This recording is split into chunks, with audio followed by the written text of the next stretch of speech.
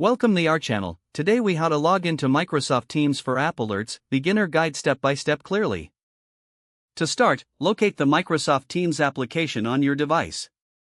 If you haven't installed it yet, visit the Microsoft website or your device's app store to download it. Once the application is installed, open Microsoft Teams by clicking on its icon. You will be greeted with a login screen. Enter your email address associated with your Microsoft account in the provided field. Click on the Sign In button to proceed. If prompted, enter your password carefully. Select Sign In once more to move to the next step. You may receive a two-factor authentication request depending on your account settings. Follow the on-screen instructions to complete the authentication process.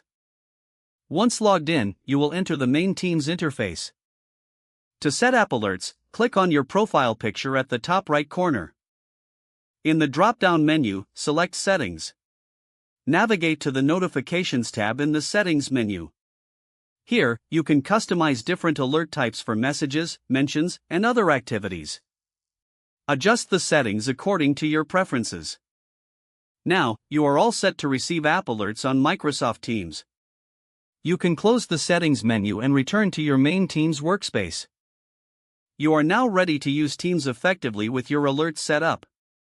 If the page does not load, refresh the browser or try again in a private or incognito window. Make sure you are using the correct email address, then retype it carefully to avoid small typos. If your password is not accepted, use the reset option and create a new strong password you can remember.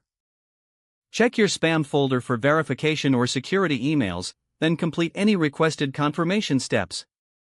Enable two-factor authentication if available to improve account security and reduce unauthorized access risk.